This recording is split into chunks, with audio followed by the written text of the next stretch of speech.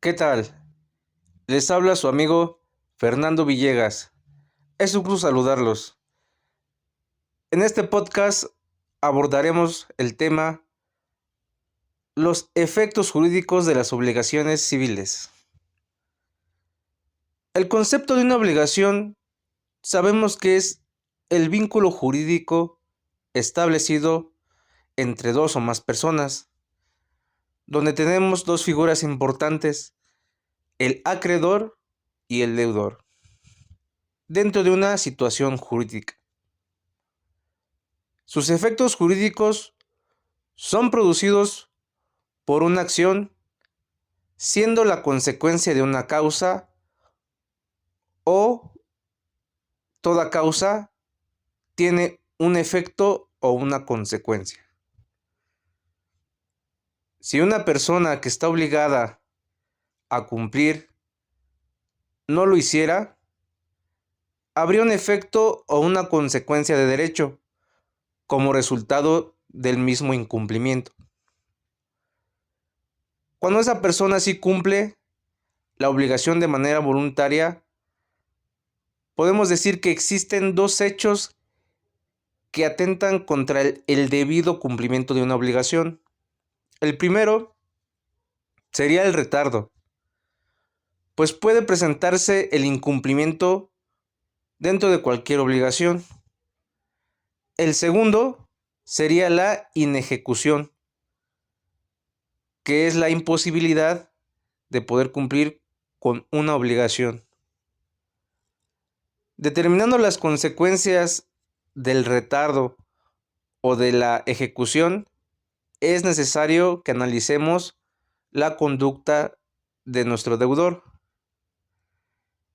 Tenemos que distinguir los efectos de la obligación. Tenemos como primero el dolo.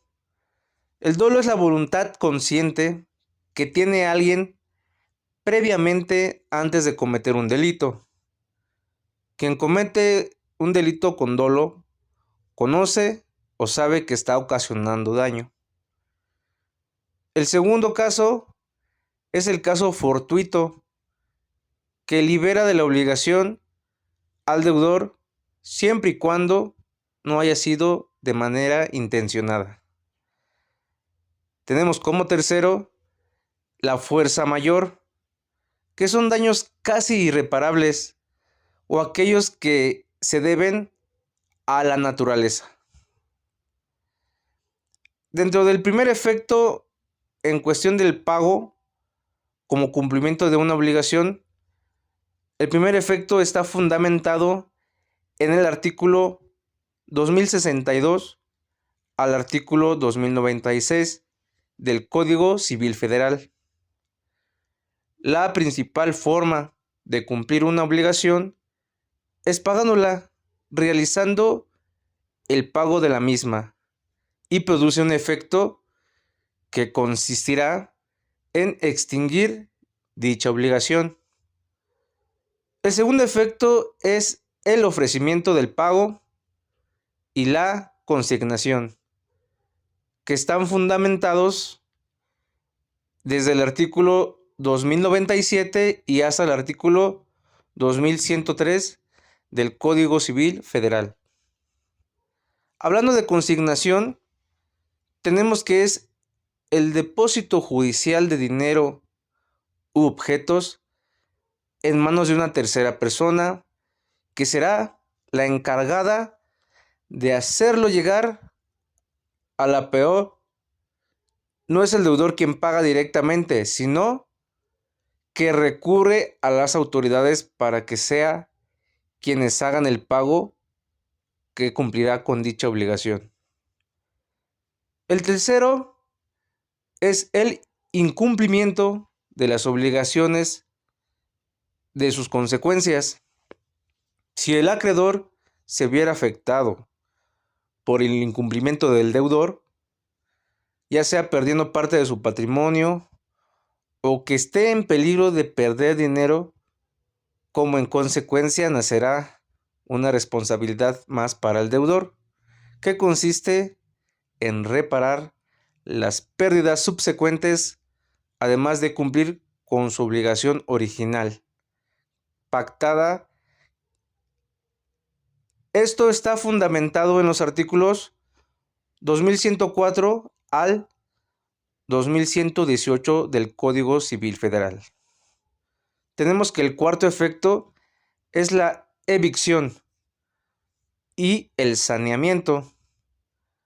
La evicción es una figura que protege el derecho de propiedad de las personas.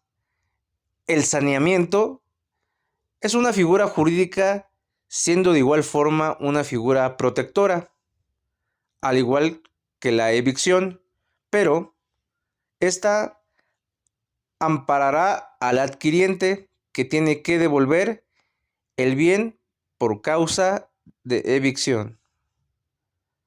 El quinto efecto serán los actos celebrados en fraude. De los acreedores, la acción pulinaria tiene por objeto o como objetivo reconstruir el patrimonio del deudor para que salga de la insolvencia, ya sea parcial o total, que se encuentra fraudulentamente y en perjuicio del acreedor. Una vez que sea declarada la nulidad del acto material de la acción, que es el tercero beneficiario devuelva al deudor el bien recibido y no se ejecute en esa vía de crédito que legitima al actor para ejercer dicha acción. El sexto efecto sería la simulación de actos jurídicos. Simular significa representar o hacer creer algo que no es verdad desde el punto de vista del derecho. La simulación se refiere a que determinados actos jurídicos pueden ser simulados en todo o en parte. Cuando un acto jurídico es irreal, es decir, que nunca existe, recibe el nombre de simulación absoluta.